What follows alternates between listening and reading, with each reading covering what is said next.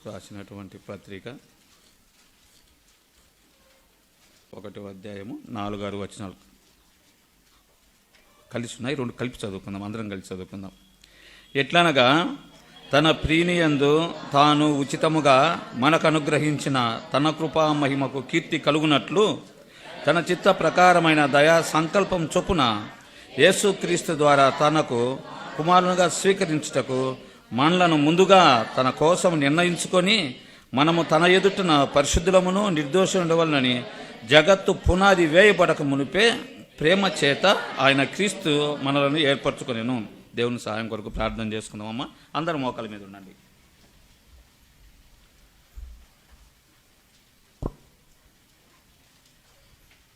మహాపరిశుద్ధమైన మా దేవా, మా పరలోకపు తండ్రి, నీ పరిశుద్ధమైన పాదాలకు వందనాలు స్తోత్రాలు చెల్లించుకొని వస్తున్నాం ప్రభువా.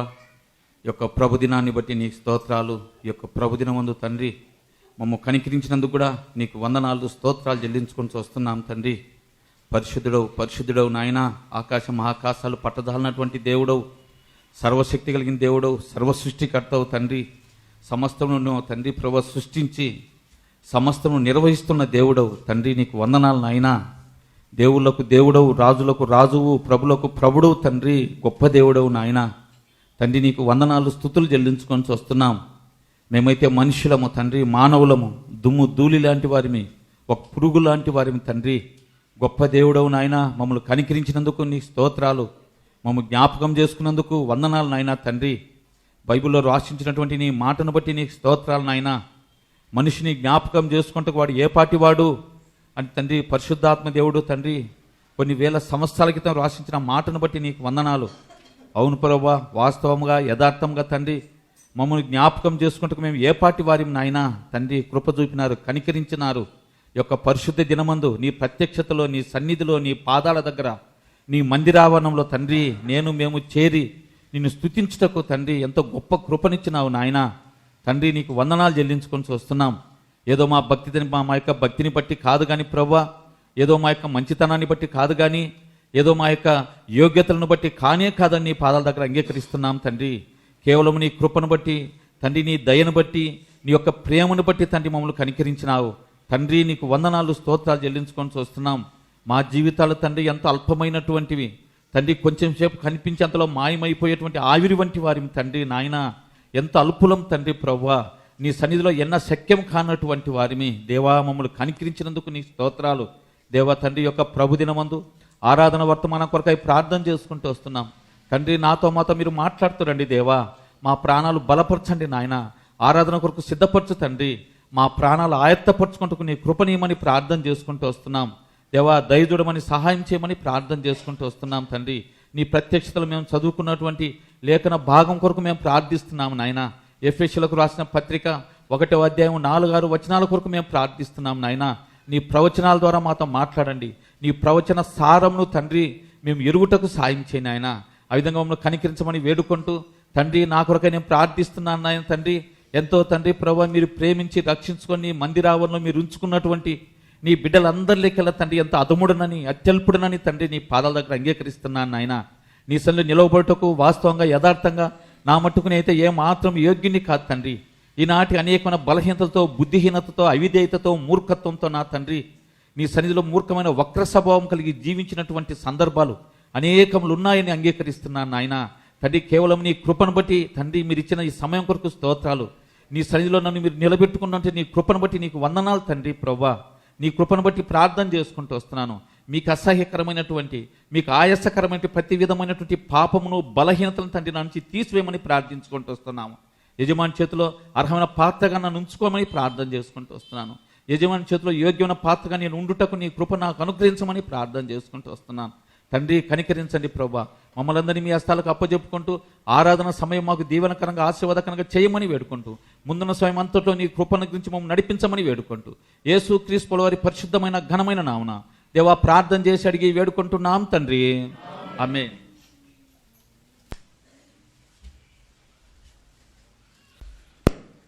ఎఫెసీయులకు రాసిన పత్రిక 1వ అధ్యాయము 4-6 వచనాలు చదువుకున్నాం మనము. ఈ యొక్క 4-6 వచనాలు అపోస్తలుడైన పౌలు గారు ఎఫెసీయుల సంఘానికి ఒక చిన్న మాట తెలియజేస్తూ ఉన్నాడు. ఎఫెసీయుల సంఘానికి రాస్తూ ఆయన ఆరాధించేటువంటి నీవు నేను, దేవుని ఆరాధించడానికి వచ్చిన నీవు నేను ఏదో తాత్కాలికంగా ఇప్పుడు ఏదో ఒక ఏర్పాట్లోకి వచ్చినటువంటి వారికి కాదు మనం. అంటే దేవుని పట్ల దేవునికి నీ పట్ల నా పట్ల ఉన్నటువంటి ఆ సంకల్పం, ఆ ఉద్దేశము అప్పొచ్చిన పౌలు గారి సంఘానికి జ్ఞాపకం చేస్తూ వస్తున్నాడు. ఆరాధన అంటే ఎంత ప్రాముఖ్యమైందో తెలియజేస్తూ వస్తూ ఉన్నాడు.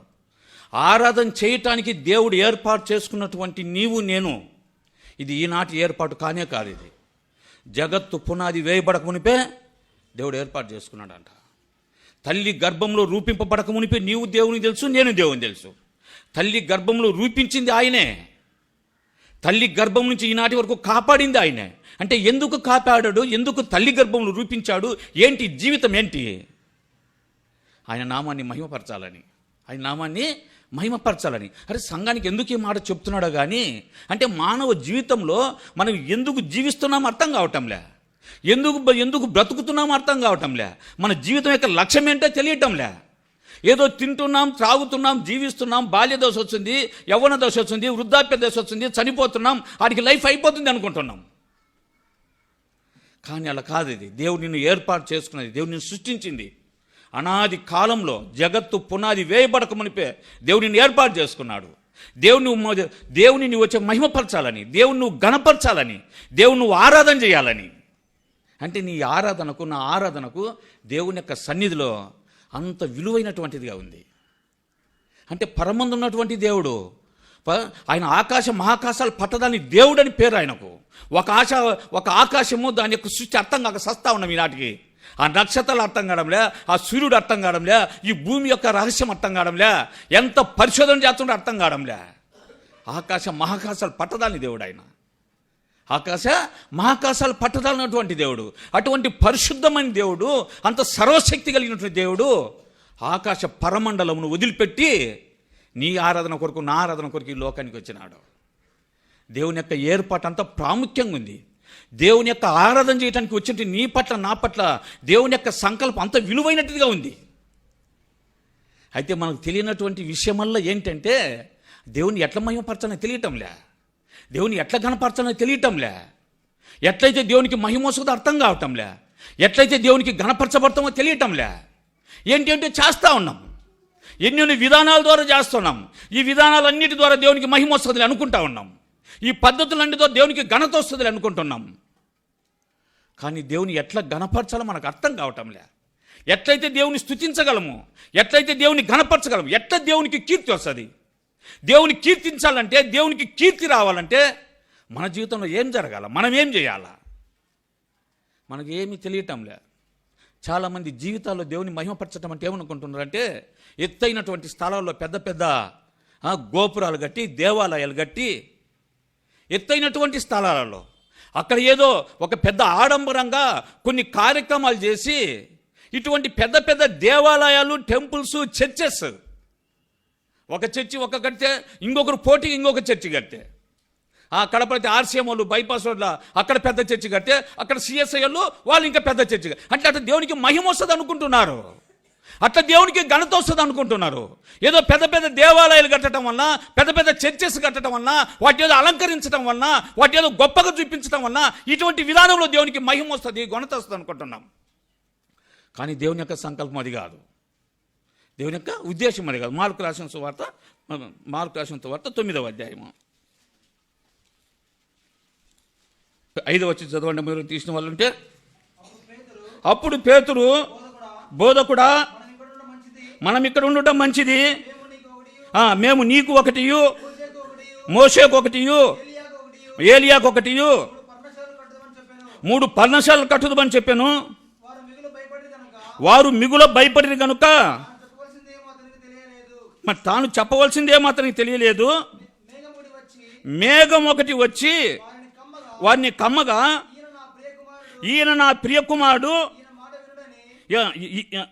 ఈయన నా ప్రియకుమారుడు, ఈయన మాట వినుడని యొక్క శబ్దము ఆ మేఘం నుండి పుట్టాను. సీమోను పేతురు కూడా తనని అర్థం కావడంలే.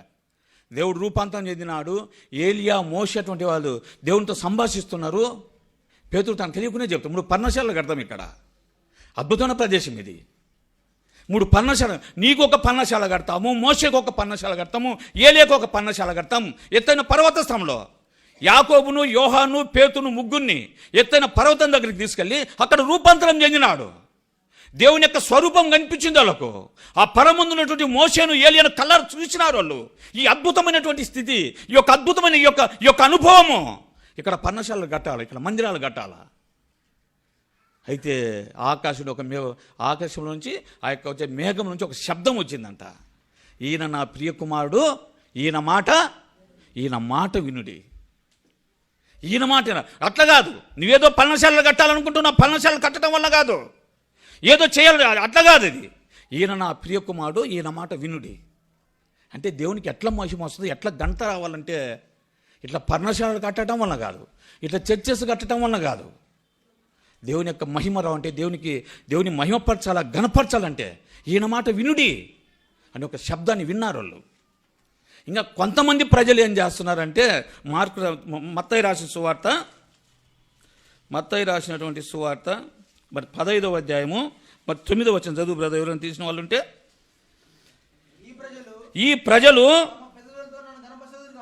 తమ పెదవులతో నన్ను గణపరచుదురు కానీ వారి హృదయం నాకు దూరంగా ఉన్నది. ఇక్కడి నుంచి ఇంపార్టెంట్, మళ్ళీ చదువు బ్రదర్. మనుష్యులు కల్పించిన పద్ధతులు దైవోపదేశములని బోధించుచు ఏంటంటే మనుషులు కల్పించిన పద్ధతులు, ఆచారాల ద్వారా, సంప్రదాయాల ద్వారా, మనుషులు కల్పించినటువంటి ఆచారాలు, మనుషులు కల్పించినటువంటి యొక్క పద్ధతులు, యొక్క సాంప్రదాయాలు ఈ దైవోపదేశాలు అనుకుంటున్నారు. ఏమనుకుంటున్నారమ్మా? ఇవి దైవోపదేశాలు అనుకుంటారు, దేవుడు ఉపదేశం ఇవే అనుకుంటున్నారు. వీటి ద్వారా ఆరాధన చేస్తూ ఉన్నారు. ఈ ఆరాధన అంతా వ్యర్థం. ఇది ఆరాధన అంతా వ్యర్థము. దేవుని మహిమపరిచేటువంటిది, దేవుని కీర్తించడానికి, దేవునిని ఏర్పాటు చేసుకోవడానికి, ఇటువంటి పనులు చేయడానికి కాదు, ఏదో చర్చస్ కట్టడానికి కాదు, పోతే ఏదో ఆచారాలు సంప్రదాయాలు ఫాలో అయ్యి వాటిని అనుసరించి వాటి ద్వారా దేవుని కనపరచడానికి కాదు. చక్కగా ఉంది చూడండి. ఇర్మియా రాసిన గ్రంథం 19:5 చదువు బ్రదర్. ఇర్మియా 19:5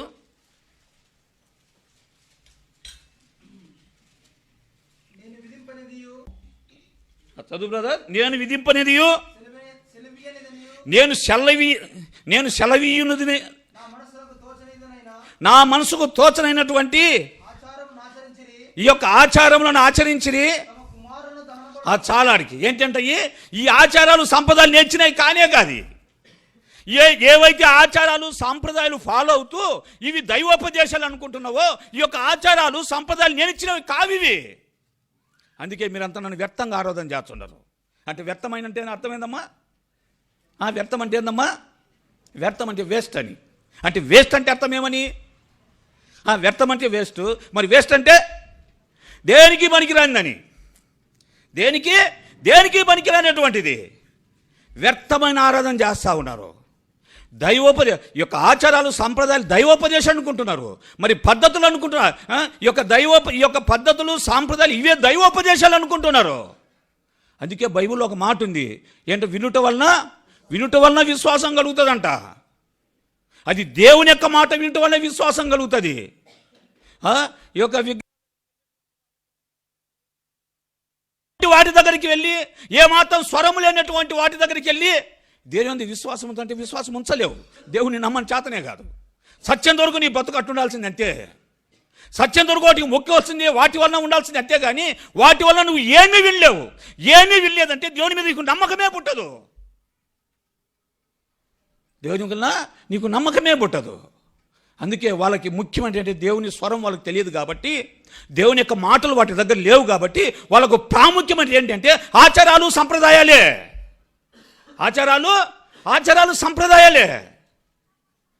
అయితే మన యొక్క ఆరాధన ఈనాడు ఎందుకు ఇన్ని విషయాలు చెప్పుకున్నామంటే, నీ యొక్క ఆరాధన నా యొక్క ఆరాధన ఎంత ప్రాముఖ్యమైందో. లోకమంతా లోక వ్యవహారాలు ఉండరు. మనం చెప్పినట్టు విధానాలలో 2 విధానాలు చూసుకున్నాం. మనం ఈ 2 విధానాల ద్వారా దేవుని మహిమపరుస్తున్నాం అనుకొని, దేవుని గణపరుస్తున్నాం అనుకొని లోకమంతా సంతోషిస్తుంది. అయితే నేనైతే దేవుని యొక్క స్వరం విన్నాం. అందుకే బిలీవర్స్ అనే పేరు ఎవరికంటే వాళ్ళకు ఉండదు. ఆ పేరు విశ్వాసం అనే పేరు ఎవరికైనా ఉంటుందమ్మా? ఇప్పుడు మా సాధారణంగా విగ్రహాల దగ్గర మొక్కేటం వాళ్ళని బిలీవర్స్ అంటామా? వాళ్ళని విశ్వాసులు అంటామా? కానే కాదు. నిజమైన దేవుని స్వరం విన్నటువంటి వాళ్ళు, నిజము దేవుని మాట విన్నటువంటి వారు, మాట్లాడే దేవుని దగ్గరికి వచ్చినటువంటి వారు, జీవంగల దేవుని మొక్కేటువంటి వారు, వాళ్ళకి ఆ పేరు. వేరే వాళ్ళకి పెట్టేదానికి లేదు, అది వేరే వాళ్ళకి పెట్టేదానికే లేదన్నమాట. అయితే నీ యొక్క జీవితంలో మనం ఈనాడు మన ఆరాధన ఎంత ప్రాముఖ్యమైందో, ఎంత అద్భుతమైన సమయాన్ని దేవుడు ఇచ్చినాడు మనకు. ఏమాత్రం ఎన్నిక లేనటువంటి వారిని, ఏమీ జ్ఞానం లేనటువంటి వారిని, అటువంటి నిన్ను నన్ను దేవుడు తీసుకొచ్చినాడు, ఆరాధించే వారిగా చేసినాడు. నీ ఆరాధన వినటానికి దేవుడు పరమ నుంచి వచ్చినాడు. ఆరాధన అంటే దయ్యాలు కూడా దేవుడిని ఆరాధన చేస్తున్నాయి. చూడండి, మార్కు రాసిన సువార్త 3వ అధ్యాయము 11వ వచనం చదువు బ్రదర్. అపవిత్రాత్మలు పట్టిన వారు ఆయనను చూడగానే ఆయన ఎదుట సాగిలపడి నీవు ఆరాధన చేస్తావు. నేను సాగిలపడ్డంలే, సాగిలపడుతున్నాయి. నువ్వు దేవుని కుమారుడువై అంటున్నాయి. అపవిత్రాత్మలు గ్రహించినాయి.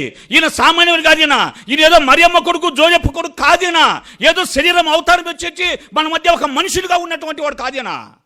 ఈయన పరిశుద్ధుడు, ఈయన దేవుని కుమారుడు, ఈయన ఆత్మల సమూహాన్ని తెలుస్తాయి. అది దురాత్మ అయినా సరే. కానీ ఈనాటికి యేసుక్రీస్తు గురించి ఎరుగునటువంటి వారు ఎంతమందిమో, అవి వాటి ఆరాధనగా దేవునికి కావాల్సింది. చూడండి, మార్కు రాసిన సువార్త 1వ అధ్యాయము 34వ వచనం చదువు బ్రదర్. ఆయన నానావిధ రోగముల చేత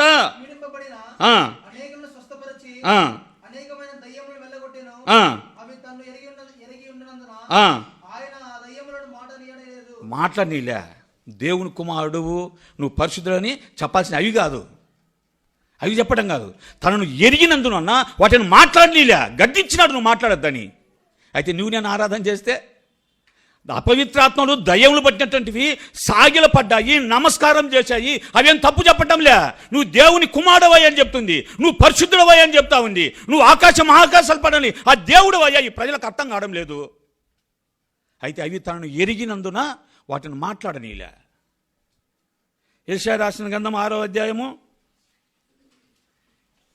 యెషయా రాసిన గ్రంథము 6వ అధ్యాయము 2వ వచనం చదువు బ్రదర్. ఆయనకు పైగా సెరువుపులు నిలిచి ఉండిరి, ఒక్కొక్కరికి 6 రెక్కలుండెను. ఆ ప్రతివాడు 2 రెక్కలతో తన ముఖమును, 2తో తన కాళ్ళను కప్పుకొనుచు 2తో ఎగురుచుండెను. వారు సైన్యములకు అధిపతి యెహోవా, పరిశుద్ధుడు పరిశుద్ధుడు పరిశుద్ధుడు, సర్వలోకమైన మహిమతో నిండి ఉన్నది. దేవదూతలు కూడా ఆరాధన చేస్తున్నారు, దయ్యాలు ఆరాధన చేసే చూసినాం. వాటిని మాట్లాడనీలే. పరమందు దేవదూతలు దివారాత్రంలో ఆరాధన చేస్తున్నాయి. పరిశుద్ధుడు పరిశుద్ధుడు పరిశుద్ధుడు అని గాన స్వరగానులతో, గాన ప్రతిగానాలతో ఆరాధన చేస్తున్నాయి. ఆ యొక్క గడప, ఆ యొక్క ఏం రాయబడింది అక్కడ, ఆ కంఠస్వరమున గడప కమ్ములు ఏంటంట, గడప కమ్ములు కదులుతున్నాయంట. అంత బిగ్గరగా దేవుని ఆరాధన చేస్తా ఉన్నాయి. దేవదూతల యొక్క ఆరాధన చేస్తున్నాయి. దివారాత్రులు దేవుని యొక్క సన్నిధిలో దేవదూతలు ఆరాధన చేస్తున్నాయి. ఈ యొక్క భూమి మీద దురాత్మలు అనేటువంటి ఆ దేవుని ఎరిగి ఆయన ఆరాధన చేస్తున్నాయి. అయితే వాటి ఆరాధన ఏది? ఆ పరమందు ఉన్నటువంటి ఆరాధన వదిలిపెట్టినాడు. దేవుడి యొక్క భూమి మీద ఉన్నటువంటి యొక్క అపవిత్రాత్మను తను ఎరిగిండినందున వాటిని గద్దించి వాటిని మాట్లాడనీలేదు. అయితే నిన్ను నన్ను చూడండి, పరమగీతములు 2వ అధ్యాయము 14వ వచనం చదువు బ్రదర్. ఓ బండ సందులో ఎగురు నా పావురమా, ఓ పేటు బీటలను ఆశ్రయించు నా పావురమా, నీ స్వరము మధురము, నీ ముఖము మనోహరము, నీ ముఖము నాకు కనపడనిమ్ము. ఎంత అద్భుతమైన మాటలండి దేవుని మాటలు, ఎంత అద్భుతంగా ఉన్నాయి. అక్కడ పరమందు దేవుని యొక్క దూతలు ఆరాధన చేసేది చూసినాము, అపవిత్రాత్మలు ఆరాధన చేసేది చూసినాము. అయితే సమస్తమును ఆయన వదులుకొని నీ ఆరాధన కొరకు, నా ఆరాధన కొరకు, నువ్వు బండ సందులో నివసించేటువంటి దానివే, పేటు బీటలలో బతికేటువంటి దానివే. అయితే నీ ముఖం నాకు కనిపించని, రా నా మందిరానికి రా, నీ స్వరం నేను వినాలా, నీ ముఖం నేను చూడాలా, నా మందిరానికి వచ్చి ఆరాధన చేయి. నా మందిరానికి వచ్చి ఆరాధన చేయి. నీ యొక్క ఆరాధనకు నా యొక్క దేవుడు అంత ప్రాముఖ్యతనిస్తా ఉన్నాడు. వాటి స్వరం వింటాం కాదు, అవి ఆయన తెలిసి ఉండినందున వాటిని మాట్లాడి కూడా గద్దించినాడు. అయితే నువ్వైతే ఆరాధన చేయి, నీ ముఖం నేను చూడాలా, నీ స్వరం నేను వినాలా. రా నా మందిరానికి రా, ఆరాధన చేయి. దేవుని యొక్క మన యొక్క ఆరాధనకు అంత ప్రాముఖ్యత ఉంది. అయితే దేవుని ఎట్లా మహిమపరచాలో, ఎట్లా ఘనపరచాలో తెలియనటువంటి అనేక ప్రజల నుంచి దేవుని నన్ను ఏర్పాటు చేసుకున్నాడు. ఎట్లా దేవునికి మహిమ వస్తుంది అర్థం కావటంలే, ఎట్లా దేవుని కీర్తించాలో అర్థం కావటంలే, దేవుని కీర్తించాలంటే ఏం చేయాలని అర్థం కావటంలే. చూడండి, కీర్తన 50:23, కీర్తన 50:23, 50వ కీర్తన 23వ వచనము. స్తుతి యాగం అర్పించువాడు. ఎవరంటమ్మా మహిమపరిచేదమ్మా? స్తుతి యాగం అర్పించేటువంటి వాడు, ఆ స్తుతి చేసేటువంటి వాళ్ళు, ఆరాధన చేసేటువంటి వాళ్ళు, వాళ్ళ ఆరాధన ద్వారా నాకు వస్తుంది అయ్యా మహిమ. అందుకే నీ ఆరాధన నాకు కావాలా. నీ ఆరాధన ద్వారా నాకు మహిమ వస్తుంది, నీ ఆరాధన ద్వారా నాకు ఘనత వస్తుంది. దేవదూతలు వచ్చేసి పరిశుద్ధుడు పరిశుద్ధుడు అని అవి అట్లా ఆరాధన చేసేటువంటివే కానీ, ఈ యొక్క దయ్యములు వచ్చేసి నువ్వు దేవుని కుమారుడవయ్యా, నువ్వు ఆకాశ మహాకాశాలు పట్టాలి దేవుడవయ్యని ఆరాధన చేసేటువంటివి కానీ, నీ యొక్క నా యొక్క ఆరాధన, తండ్రి పాపిని కరుణించినావు, నేను పాపంలో ఉండి నన్ను రక్షించుకున్నావు, నిన్ను ఆరాధన చేస్తున్నాను తండ్రి, ఆరాధన కావాలి నాకు. నీ యొక్క ఆరాధన ద్వారా నాకు మహిమ వస్తుంది. స్తుతియాగం అర్పించేటువంటి వాడు నన్ను మహిమపరుస్తూ ఉన్నాడు. స్తుతియాగం అర్పించేటువంటి వాడు నన్ను మహిమపరుస్తూ ఉన్నాడు. ఈ యొక్క ఆరాధన కావాలి నాకు. దేవుని యొక్క సన్నిధిలో అనాది సంకల్పంతో ఏర్పాటు చేయబడ్డటువంటి నీవు నేను చాలా విలువైనటువంటి వారిమి. దేవుని యొక్క మందిరంలోకి వచ్చి ఆరాధన చేస్తున్నావా, దేవుని యొక్క మందిరంలోకి దేవుని స్తుతిస్తున్నావా, ఎంతో విలువైనటువంటి వారి మనం. ఇప్పుడు ప్రధానమంత్రి నరేంద్ర మోడీ ఉన్నాడు, రాజకీయ చతురత కలిగినటువంటి వాడు, మహాజ్ఞాని ఆయన. అటువంటి వ్యక్తిని మందిరం కూర్చోబెట్టి ఆరాధన చేయమని చేస్తాడేమో, ఆరాధన చేస్తాడమ్మా. అంతలో జ్ఞానే, అంతలో తెలివి ఉన్నటువంటి, అంత జ్ఞానం ఉంది కదా. అమెరికా ప్రపంచ దేశాన్ని తిరిగిన దేవుణ్ణి ఆరాధన చేయలేడు ఆయన. అంత మాట ఎందుకు? యేసుక్రీస్తుని ఎరుగక ముందు, దేవుని ఎరుగక ముందు నీవు నేను ఆరాధన చేస్తున్నామా? నీకు నాకు పాప క్షమాపణ లేనప్పుడు, నీవు నేను మందిర సహవాసం లేనప్పుడు దేవుని ఆరాధన చేయడానికి నీకు నాకు చేత అవుతుందా? లేదు. ఎంతలో జ్ఞానం అని ఉండొచ్చు లోకయుక్తంగా. నువ్వు లెక్చరర్ కావచ్చు, ప్రొఫెసర్ కావచ్చు, టీచర్ కావచ్చు, ఐఏఎస్ ఆఫీసర్ కావచ్చు, లౌకికమైన రీతిలో నీ జ్ఞానం ఎంత ఉన్నా సరే, ఆ జ్ఞానం అంతా దేవుని సన్నిధిలో అజ్ఞానమే. ఎందుకంటే ఆరాధనే చేయలేవు. అయితే నీవు నేను దేవుని ఆరాధన చేయగలుగుతున్నాం అంటే స్తుతియాగం వల్ల, స్తుతియాగం వల్ల నా యొక్క స్తుతియాగం చేసేటువంటి వాడు నా నామాన్ని మహిమపరుస్తున్నాడు. అంటే స్తుతియాగం చేసేటువంటి వాళ్ళు ఎవరు? 103వ కీర్తన 103వ కీర్తన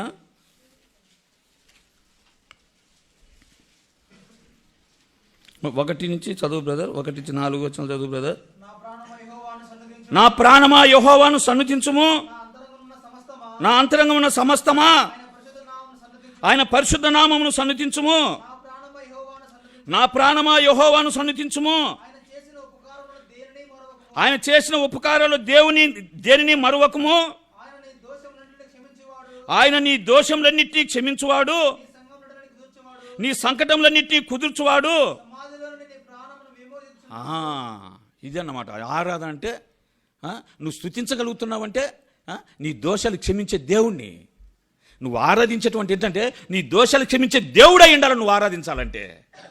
సమాజం నుంచి నీ ప్రాణాన్ని విమోచించే దేవుడై ఉండాలి నువ్వు ఆరాధన చేయాలంటే. అటువంటి దేవుడు కావాలా నీకు ఆరాధన చేయటానికి. నీ పాపం నుంచి నువ్వు విడిపించిన దేవుడు కావాలా, సమాజం నుంచి నీ ప్రాణాన్ని విమోచించిన దేవుడు కావాలా.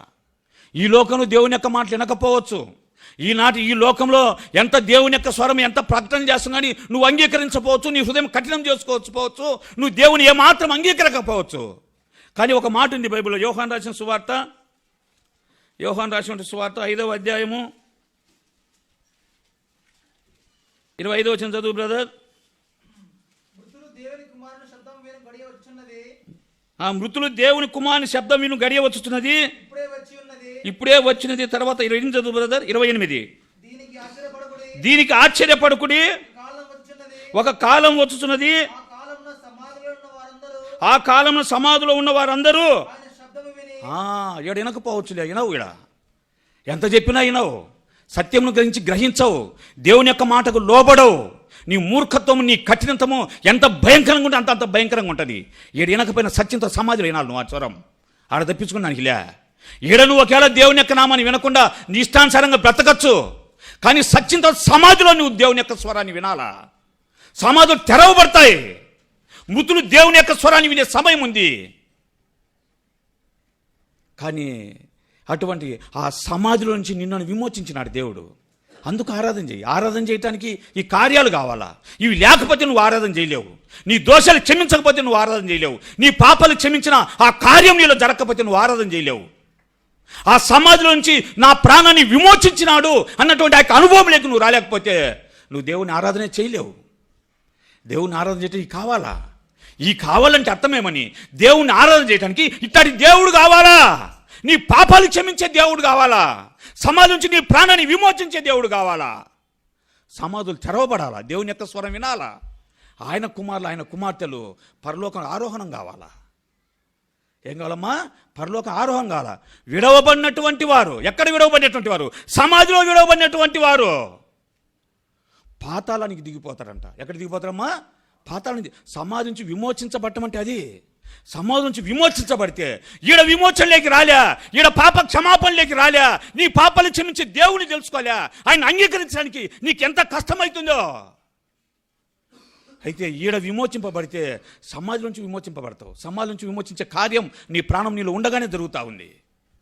సమాధి నుంచి విమోచించబడతావు, దేవుని యొక్క స్వరం వింటావు, పరలోకానికి మరి ఆరోహణమవుతావు. అయితే దేవుని యొక్క ఆ సమాధి నుంచి విమోచించలేనటువంటి ఆ యొక్క అనుభవం లేనటువంటి వారు, తమ దోషాలు క్షమించినటువంటి ఆ కార్యం వారి జీవితాల్లో జరగనటువంటి వారు సమాధి నుంచి దిగిపోతారు. పరమందు ఆ యొక్క పరము, ఆ పరలోకము, ఈ యొక్క భూలోకము, కింద పాతాళ లోకము. దీని తర్వాత ఉండేది పాతాళ లోకమే. పరమందు ఉన్నటువంటి వారి మనము, దేవుని సహవాసంలో ఉన్నటువంటి వారిమి, దేవునితో కలిసి జీవిస్తున్నటువంటి వారిమి. అయితే పాపం చేసి ఇక్కడికి పడద్రోయబడినాము. ఈడ కూడా దేవుని తెలుసుకోకపోతే ఈ పరద్రోయబడిన యొక్క జీవితంలో పరమందున్నటువంటి వాడివి, పరిశుద్ధులుగా ఉన్నటువంటి వాడివి, దేవుని రూపంతో ఉన్నటువంటి వాడివి, ఈ యొక్క భూలోకానికి పడద్రోయబడ్డావు నీ పాపం వల్లనే. ఇంకా అర్థం కాలేదా పాపాన్ని గురించి? ఆ యొక్క దేవుని యొక్క సహవాసం నుంచి భూమి మీద పడి వేసినప్పటికీ, ఈ యొక్క భూమి మీద పడవేయబడినప్పటికీ నీ పాపాన్ని గురించి నీకు అర్థం కావడం లేదా? అరే పాపం చేస్తున్నాను అన్న తలంపే కలగడం లేదా? ఎంత మొండికి జీవిస్తామమ్మా. చూడు సామెతలు రాసిన గ్రంథము, ఒక మాట చూసు. సామెతలు రాసినటువంటి గ్రంథము 6వ అధ్యాయము 27-28 వచ్చిన చదువు బ్రదర్. సామెతలు రాసిన గ్రంథం 6:27-28. ఒకడు తన ఒడిలో అగ్ని ఉంచుకొనేడలా వాని వస్త్రాలు కాలవా? ఒకడు నిప్పుల మీద నడిచిన ఎడలా వాని పాదాలు కమలవా? వీటి గురించి బాగా తెలుసు మనకు. ఎవడన్నా ఒడిలో నిప్పు పెట్టుకుంటాడేమన్నా? తెలివి తక్కువడేమన్నా? ఒడిలో నిప్పు పెట్టుకో కరెక్టేలే. ఎవడన్నా నిప్పుల మీద నడుస్తాడా? అది నడుచవులే. చాలా జాగ్రత్త పడతాం మనం. శరీరాన్ని కాపాడుకోనికి ఏమో ఎంత జాగ్రత్త పడతామో. నిప్పు కాలుతుందని తెలుసు, నిప్పులో నడిచే కాళ్ళు కాలుతాయని తెలుసు. హృదయంలో పాపం ఉంటే ఏం కాదా? హృదయంలో పాపం కాల్చదని నీకు అర్థం కావడం లేదా? అక్కడ అగ్ని ఆరదు, అక్కడ పురుగు చావదు. ఈ నిప్పులకు భయపడుతుండవు, ఈ నిప్పులో వచ్చే శరీరానికి భయపడతా ఉండవు. ఒకడు ఒడిలో అగ్ని ఉంచుకుంటే ఒడి కాలదా? నిప్పులో ఇచ్చే కాళ్ళు కాలవా? మరి పాపం విషయంలో పాపము ఎంత భద్రంగా దాచుకుంటామో హృదయంలో. ఏ బ్యాంకులు డబ్బులు అయ్యి కాదా, బీరువాలు దాచుకున్నట్టు, బంగారం దాచుకున్నట్టు, డబ్బులు దాచుకున్నట్టు హృదయంలో ఈర్షలు, పగలు, ద్వేషాలు, అసూయలు ఇవన్నీ భద్రంగా దాచుకుంటాము. సత్యదాకా వదులుకోము కొంతమంది. అయితే నీ యొక్క జీవితంలో పాపాన్ని గురించి నీకు అర్థం కావటంలే, పాపాన్ని గురించి నాకు అర్థం కావటంలే. ఆ పాపపు చాలా భయంకరమైంది. అందుకే దావీదు మహారాజు ఒక మాట చూడండి, కీర్తన 40వ కీర్తన 2వ వచనము. ఆ నాశనకరమైన గుంటలో నుండి, ఆ జిగటగల దొంగ ఊబిలో నుండి ఆయన నన్ను పైకెత్తెను, నా పాదములు బండ మీద నిలిపి. దావీదు మహారాజు పాపాన్ని గురించి ఎంత చక్కగా వర్ణించినాడు ఆయన. ఆయన మా అద్భుత కీర్తన రాసేటువంటి వాడు. కొన్ని వేల సంవత్సరాల క్రితం పాపాన్ని గురించి రాసినాడు ఆయన. నాశకమైన గుంట అంటాడు దాన్ని. ఏమంటాడు దాన్నమ్మా? నాశనకరమైన నాశకమైన గుంట అంటాడు. అది దొంగ ఊబి అంటాడు. పాపాన్ని అంత చక్కగా వర్ణించినాడు ఆయన. అంటే అంత వర్ణించినా కానీ అర్థం కావడంలే. నాశకమైన గుంట. అందుకే యేసుక్రీస్తు కూడా అన్నాడు, నశించిన దాన్ని వెతికి రక్షించడానికి వచ్చి నేను. నశించినటువంటి స్థితి, నాశకమైన గుంటలో ఉన్నటువంటి స్థితి. పాపం చాలా భయంకరమైంది. కానీ ఈనాడు మానవుని జీవితం ఆలోచన చేస్తే అతి సులభంగా మనుషుడు చేస్తున్న పని ఏంటంటే పాపమే. మంచినీళ్ళు తాగినట్టు పాపం చేస్తా ఉన్నాం. పాపం అంటే భయం కలగటంలే మనుషునికి.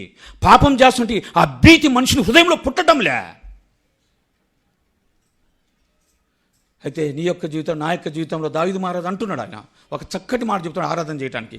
తండ్రి, నేను కూడా ఆ నాశకమైన గుంటలో ఉన్న ప్రభువా, ఆ నాశకమైన గుంటలో ఉన్నా. పాపం వల్ల వచ్చు జీతము, వచ్చి మరణము. ఆ మరణంలో ఉన్నా నేను. ఆ నాశనకరమైన గుంటది. ఆ నాశక గుంటలో ఉన్నా నేను. అయితే నన్ను పైకి లేవనెత్తినావు. అందుకు ఆరాధన చేస్తున్నా నేను. ఎందుకు ఆరాధన చేస్తున్నామా? కొన్ని వేల సంవత్సరాల క్రితం దావీదు మహారాజు చేసిన ఆరాధన ఇది. పాపాన్ని గురించి అంత చక్కగా దేవుని దగ్గర చెప్తున్నాడు. తన పాపం యొక్క స్వభావాన్ని గురించి. నాశనకరమైన గుంటలో ఉన్నా.